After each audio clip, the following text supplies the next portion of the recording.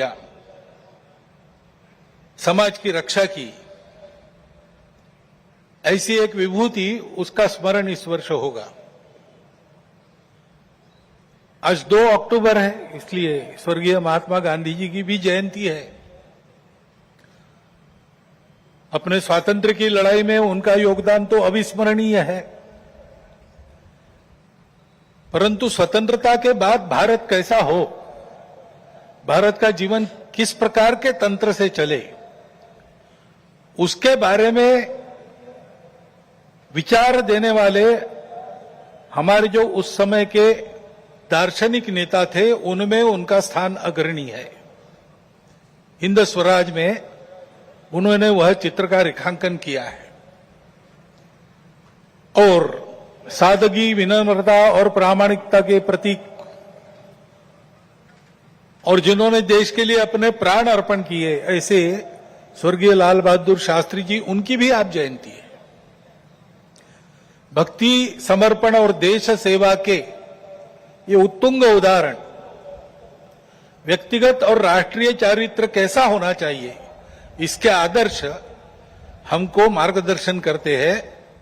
और आज की परिस्थिति का अगर हम विचार करते हैं तो हमारे ध्यान में आता है कि यह परिस्थिति भी हमसे इसी प्रकार के जीवन की अपेक्षा कर रही है। परिस्थिति एक सी नहीं होती, अनेक रंगों की होती है। तो परिस्थिति में बहुत कुछ अच्छा है, इसलिए बीता कालावधि 1 वर्ष का हमारी आशाएं और विश्वासों को भी दृढ़ करता है, और हमारे सामने पुरानी और नई जो चुनौतियां उपस्थित है, उनको अधिक स्पष्ट करने वाला भी वही कालावधि है। जैसे प्रयागराज में एक विशाल महाकुंभ हुआ, आधुनिक व्यवस्थापन के सारे कीर्तिमान तोड़कर एक जागतिक विक्रम तो उसने प्रस्थापित किया ही, लेकिन संपूर्ण भारत में श्रद्धा और एकात्मता की एक लहर उसने दौड़ा दी। पिछले साल एक दुर्घटना पहलगाम की भी हुई, हमला हुआ सीमा पार के आतंकियों के द्वारा, 26 भारतीय नागरिकों की उनका धर्म पूछकर हत्या की। लेकिन उसके चलते सारे देश में प्रचंड दुख और क्रोध की लहर पैदा हुई। पूरी तैयारी करके सरकार ने, हमारी सेना ने उसका बहुत पुरजोर उत्तर दिया। सारे प्रकरण में हमारी नेतृत्व की दृढ़ता, हमारी सेना का शौर्य, कौशल्य और समाज की एकता और दृढ़ता का एक उत्तम चित्र प्रस्थापित हुआ। और यह भी वह घटना हमको सिखा गई कि यद्यपि हम सबके प्रति मित्र भाव रखते हैं और रखेंगे, फिर भी अपने सुरक्षा के विषय में हमको अधिकाधिक सजग रहना पड़ेगा, समर्थ बनना पड़ेगा। क्योंकि इस घटना के बाद दुनिया में विभिन्न देशों ने अपनी अपनी जो भूमिका ली, उसमें हमारी ये भी ध्यान में आया कि हमारे मित्र कौन कौन है और कहां तक है। देश के अंदर भी अशांति फैलाने वाले असंवैधानिक उग्रवादी या संविधान विरोधी कहिए उग्रवादी नक्सली आंदोलन पर शासन और प्रशासन की दृढ़ कार्रवाई भी हुई, और उनके अनुभव से उनके विचारधारा का खोखलापन और उनकी क्रूरता का अनुभव होने के कारण समाज भी उनसे मोहभंग होकर विमुख हो गया। लेकिन उनका नियंत्रण तो हो जाएगा, परंतु अब ये उस क्षेत्र में एक बड़ी जो बाधा थी वो दूर होने के बाद उस क्षेत्र में न्याय की स्थापना हो, विकास वहां तक पहुंचे, सद्भावना, संवेदना और सामरस्य वहां स्थापित हो, इसके लिए समाज की भी और शासन प्रशासन की भी योजनाएं चलनी पड़ेगी, क्योंकि इनका अभाव ही ऐसे उग्रवादी ताकतों के पनपने का कारण बनता है। इससे त्रस्त मनुष्य दूसरा कुछ उपाय दिखता नहीं, इसलिए निराश होकर उनको प्रश्रय देता है। ये न हो इसलिए ऐसी योजनाओं की आवश्यकता है। आर्थिक क्षेत्र में भी हम आगे बढ़ रहे हैं। ऐसा जो प्रचलित परिमाण है दुनिया के, उसके आधार पर कहा जा सकता है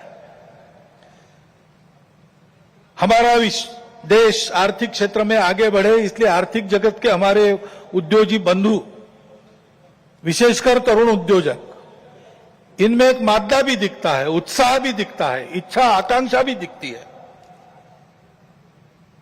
परंतु ये जो प्रचलित अर्थ प्रणाली है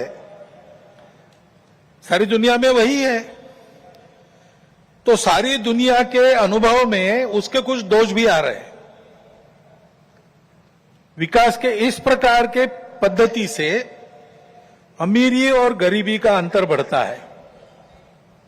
आर्थिक सामर्थ्य कुछ चंद हाथों में एकत्रित होता है। शोषण करने के लिए एक नया सुरक्षित तंत्र इसमें से खड़ा हो सकता है, चिंता नहीं की तो। पर्यावरण के हानि की समस्या खड़ी हो जाती है और मनुष्यों के आपसी व्यवहार में कई प्रकार की व्यापारिक दृष्टि और अमानवीयता की बातें प्रवेश कर जाती है। इन दोषों की बाधा हमें नहीं होनी चाहिए, इसलिए भी कि अभी हाल में अमेरिका ने जो नई टैरिफ नीति अपनाई, उनके अपने हित के लिए अपनाई होगी, लेकिन उसकी मार तो सभी पर पड़ रही है। इसलिए ये सारा परिदृश्य अथवा ये सारी प्रचलित पद्धति, उस पर हम निर्भर हो जाए ऐसी नहीं है। विश्व का जीवन परस्पर निर्भरता से ही चलता है। राष्ट्रों में आपस में सब प्रकार के संबंध होने पड़ते हैं। अकेला राष्ट्र अलगाव में, आइसोलेशन में जी नहीं सकता। परंतु ये निर्भरता मजबूरी में न बदल जाए, क्योंकि वो कब बदलेगी, कैसे बदलेगी, उसका कोई पता नहीं। और इसलिए इस निर्भरता को मानते हुए, विश्व जीवन की एकता को मानते हुए, हमको इसको मजबूरी न बनाते हुए जीना अगर है तो स्वदेशी और स्वावलंबन का कोई परिणाम नहीं, कोई पर्याय नहीं। हमको आत्मनिर्भर होना पड़ेगा, स्वावलंबी जीवन जीना पड़ेगा, स्वदेशी का उपयोग करना पड़ेगा, और फिर भी अंतर्राष्ट्रीय संबंधों का सब प्रकार के, राजनयिक हो, आर्थिक हो, व्यापारिक हो, इन सबका जतन हमको करना पड़ेगा। लेकिन उसमें मजबूरी नहीं होगी, हमारी अपनी इच्छा होगी, हमारा अपना सद्भाव होगा, ऐसा हमको बनना पड़ेगा। प्रचलित पद्धति जो है उसके दुष्परिणाम हमारे यहां भी दिखते हैं। अभी हाल में ही जो खबरें पिछले 1-2 साल से चल रही है, प्रत्यक्ष हम देख रहे हिमालय के क्षेत्र में कैसे चल रहा है। वर्षा का अनियमित होना तो सर्वदूर है, प्रकृति के प्रकोप भी बढ़ गए हैं, भूस्खलन होता है, अप्रत्याशित वर्षा होती है, हिमनदियां सूख रही है। ऐसे परिणाम गत 3-4 वर्षों में तीव्र होते चले जा रहे हैं।